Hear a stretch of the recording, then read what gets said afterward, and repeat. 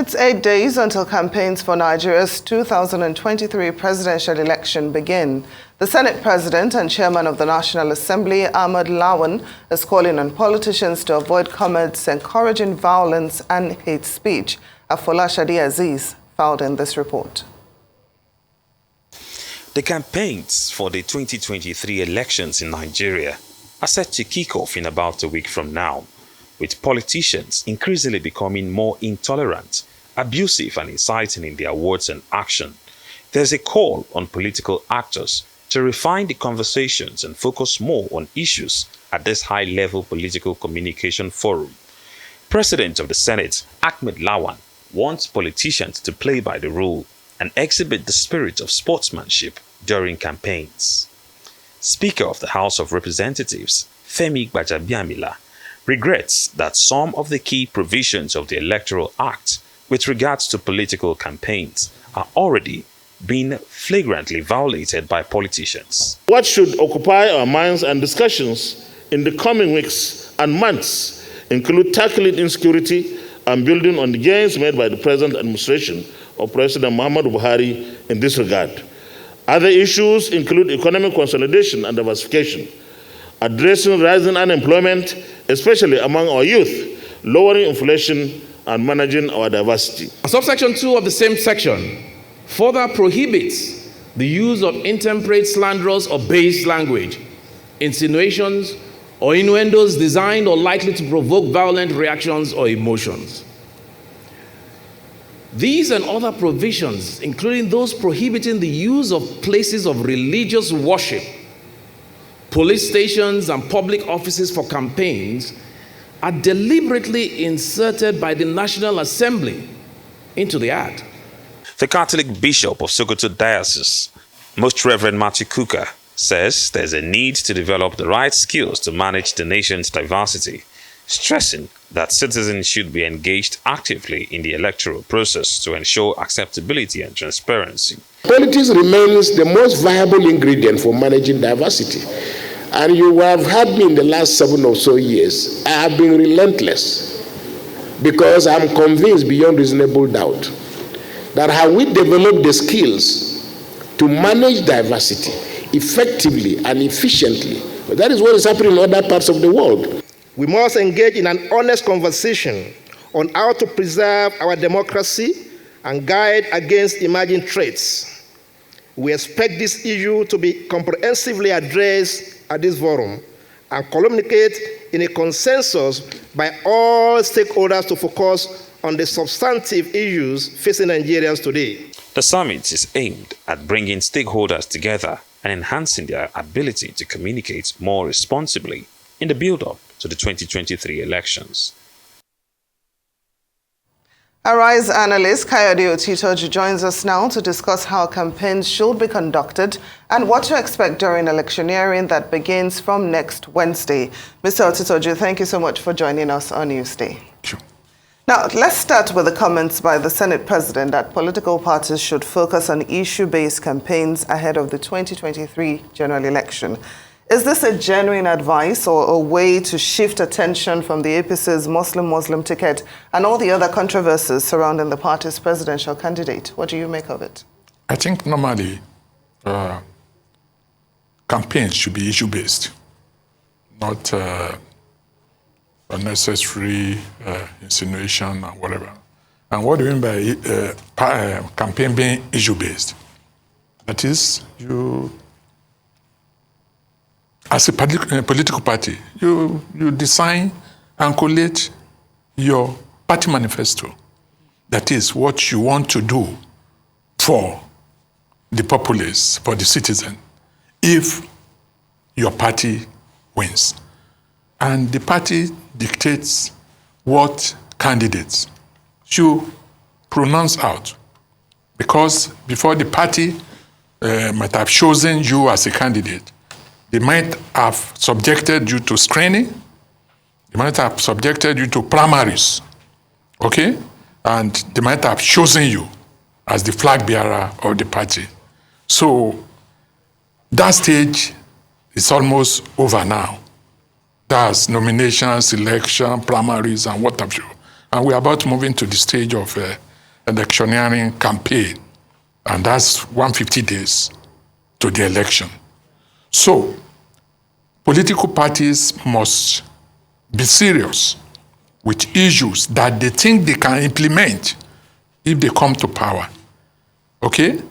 Don't say you will make naira and dollar to be the same when you are campaigning, because it's not feasible.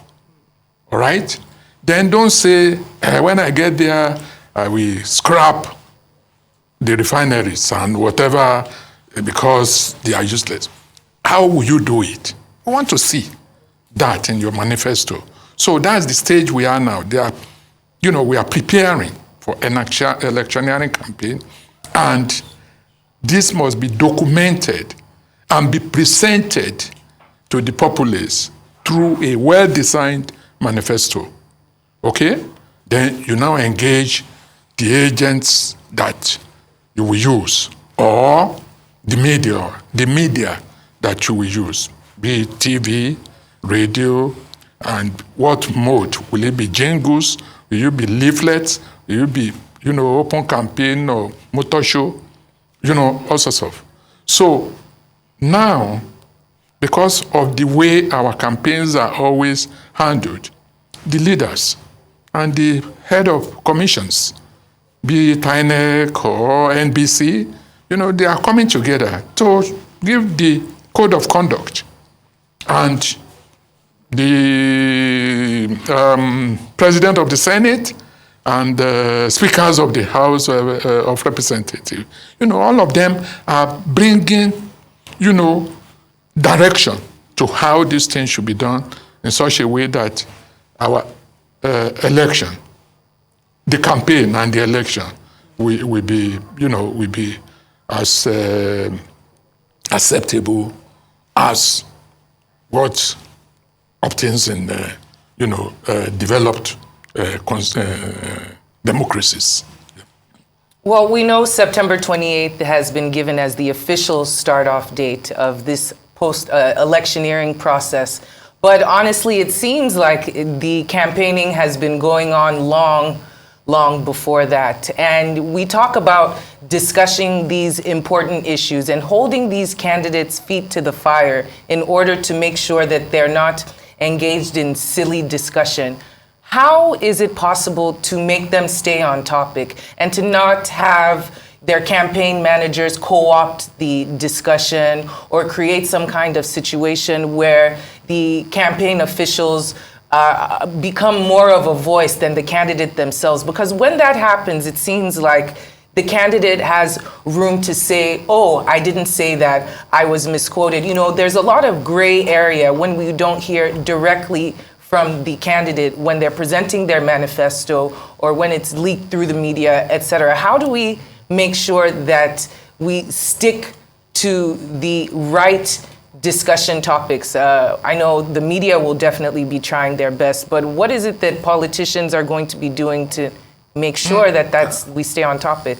I think the work will still be between the regulatory agencies and the political parties and the individuals. Political parties, nominate their mouthpiece, okay? If you want to be combative, the type of members in your party that you will say, okay, you are the one to deliver, to the public, what the content of our manifesto. And because of the nature of that particular individual, you will know that actually will be combative instead of being persuasive. So the political parties must know the type of people who will speak for them. Like, for instance, we have started even seeing unauthorized statements So that's what I was talking about. From individuals, that are not really speaking for the party.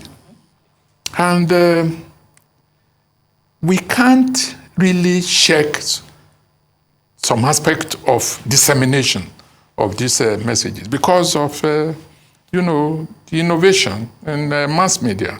Okay, we now have, social media, which cannot be controlled. For instance, last week, I think I commented on the composition of the PDP, council, electoral campaign the council. newly elected, yes. And because I mentioned, maybe I told the tiger's tail. Come and see how the young people took me to the cleaners. On social media. On social media. Oh, well, it happens. It was when I read 255 comments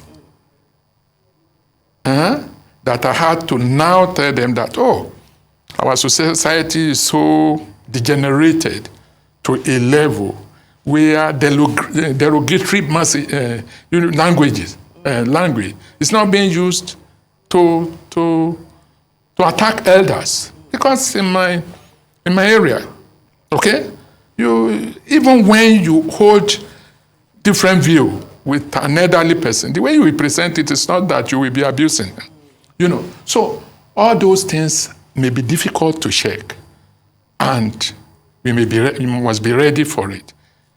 We must be ready for it. So what do we now do? Once the parties can control their members and have correct people to represent them, either at lectures or symposia or roadshow or interview. It's not all interview that the presidential candidate must come up. Once you have a good media aid that knows the content of the manifesto, you are home and dry. And when you are now presenting your candidate, you have to know how to present in such a way that you don't injure the sensibility of opposing party. Okay? Just as I said, the stage of knowing the people and whatever is the stage of pre-primary. Before primary, either you are too old or you don't have certificate and whatever. That's the business of the political parties. They must have screened and know that. Once they present, it's now during campaign that other parties can now attack. And the political party must have gotten people who will counter. So, but even when you do that, there must still be agencies that will regulate. And that's why we have NBC, Nigerian Broadcasting Commission, is it commission or commission, to regulate the media and what they accept to disseminate. And there should be sanctions. And sanctions are already inbuilt in our electoral law, most especially the 2022 Electoral Act. Okay, Section 92 has already stipulated how any errand or any person that behaves abnormally during campaign should be handled. And right now, there is an Electoral Offences Commission. The bill has even passed through the House of Rep already. And that has stipulated how people or parties should be sanctioned or punished if they go against, the electoral law. Well, Mr. Otitoju, we really never have enough time to dissect all these issues, do we? Thank you so much for joining us on Newsday. Thank you.